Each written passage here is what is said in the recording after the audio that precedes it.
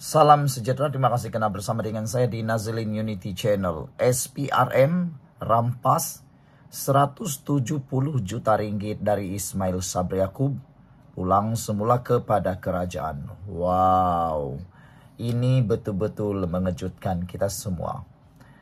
Kalau orang kata duit yang ada itu hanya igawan ataupun ciptaan semata-mata, itu semua kini semakin jelas bohong.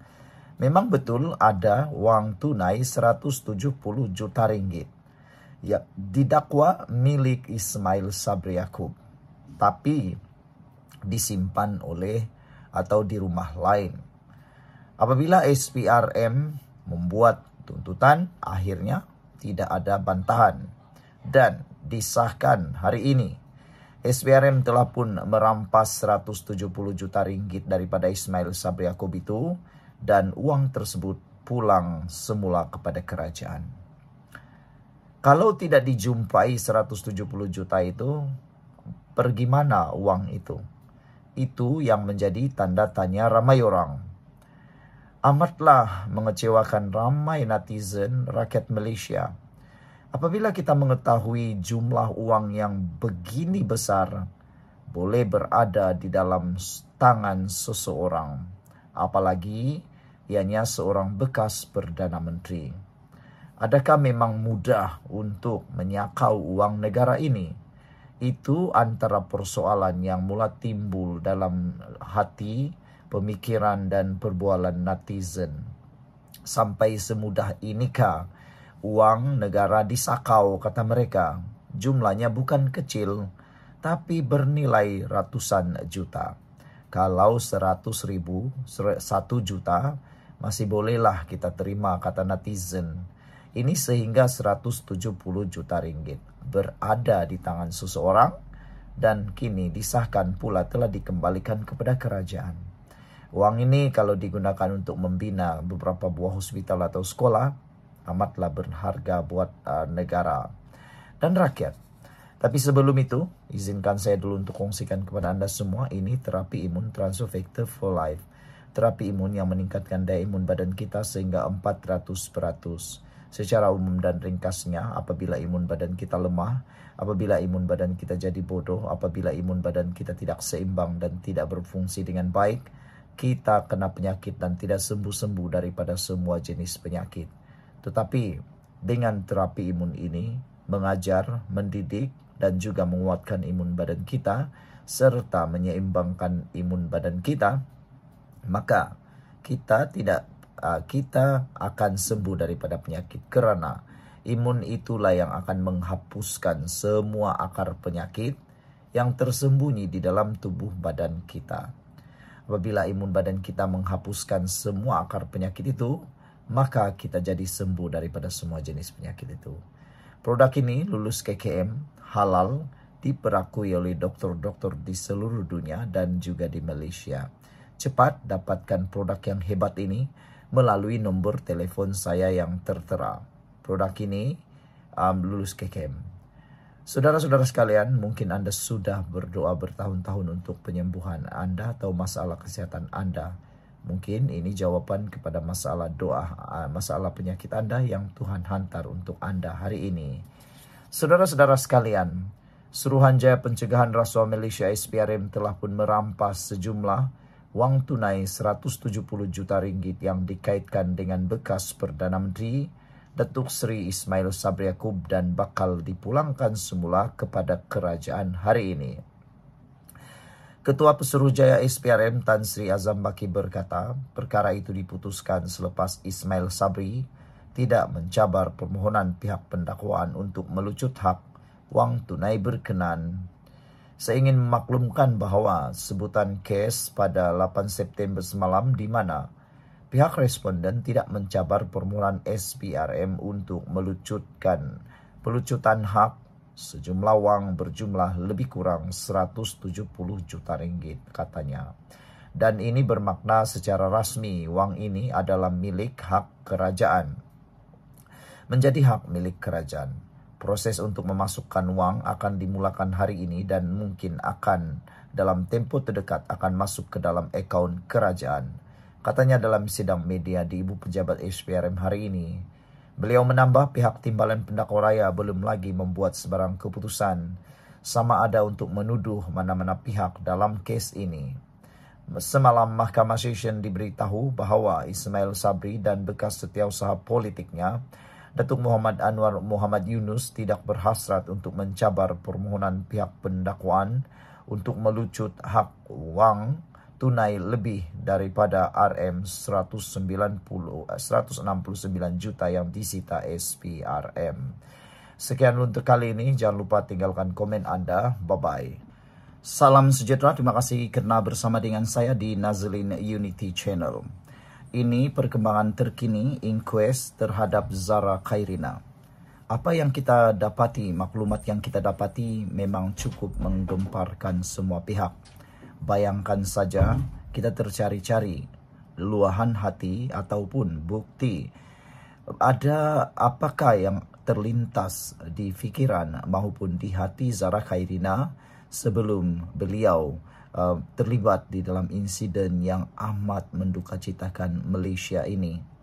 Hari ini kita digemparkan apabila Mahkamah diberitahu tentang catatan tulisan tangan Zara Khairina, dan apa yang kita dapati, ada catatan tulisan tangan Zara dan nota kesan darah antara eksibit dalam inquest.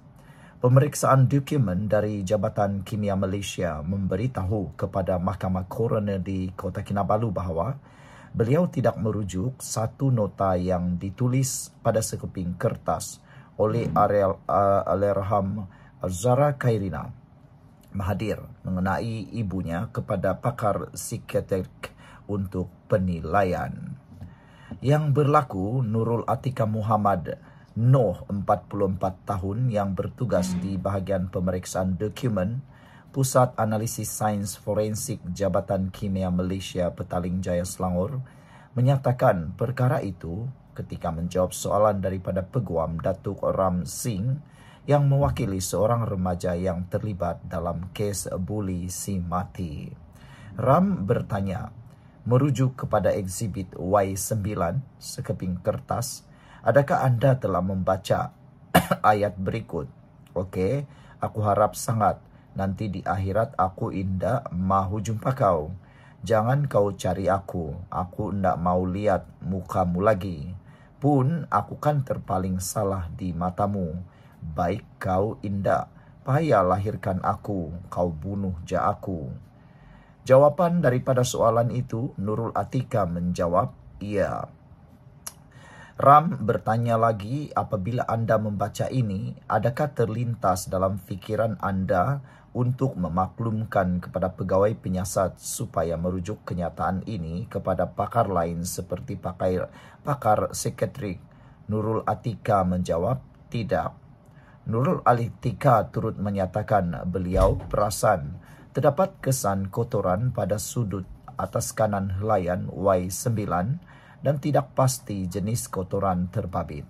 Sebelum kita teruskan ulasan kali ini, jangan lupa tinggalkan komen anda dengan tanda pagar kami sayang Zara. Tapi sebelum itu izinkan dulu saya berkongsikan kepada anda semua. Ini terapi imun Transfer Factor for Life, terapi imun yang meningkatkan daya imun badan kita sehingga 400%. Secara umum dan ringkasnya, apabila imun badan kita lemah, apabila imun badan kita bodoh, apabila imun badan kita tidak seimbang, kita kena penyakit dan sukar sembuh daripada sebarang jenis penyakit. Tetapi terapi imun ini mengajar, mendidik, menguatkan dan menyeimbangkan sistem imun badan kita.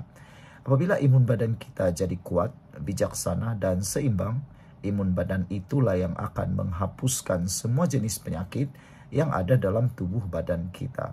Terapi imun ini halal, diperakui oleh dokter-dokter di seluruh dunia dan juga lulus KKM.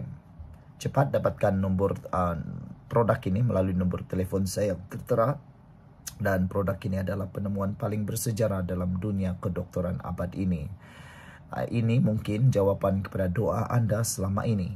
Saudara-saudara sekalian, selain daripada itu, Nurul Atika turut menyatakan beliau perasan terdapat kesan kotoran pada sudut atas kanan helaian Y9 dan tidak pasti jenis kotoran terbabit. Ram bertanya, sekarang lihat pada eksibit Y8, helaian kertas yang lain.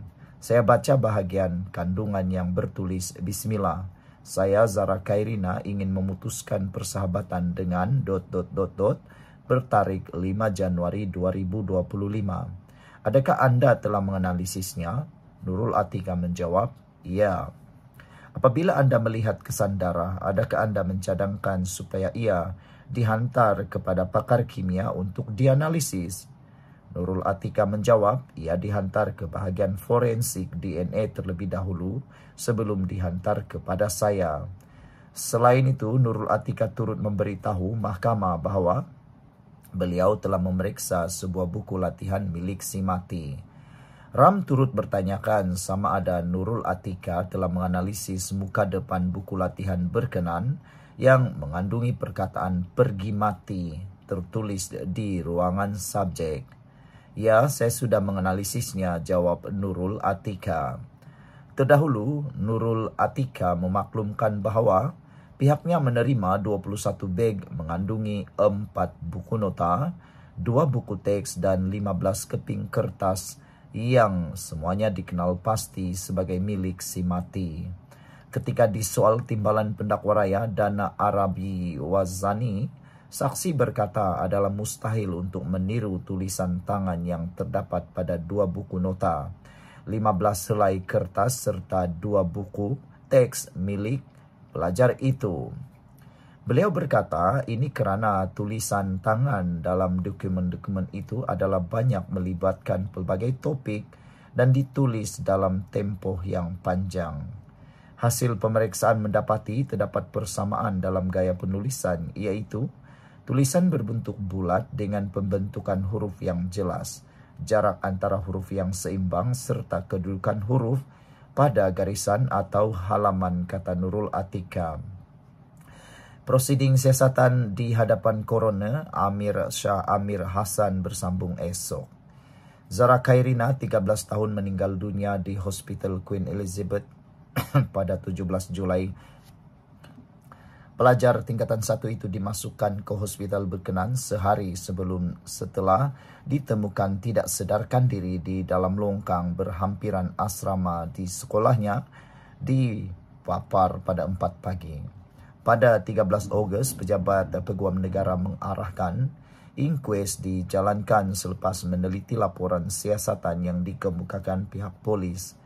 Pada 8 Ogos, AGC mengeluarkan perintah untuk menggali semula kubur Zara Khairina bagi membolehkan bedah siasat dilakukan. Sekian dulu untuk kali ini. Jangan lupa tinggalkan komen Anda. Bye-bye.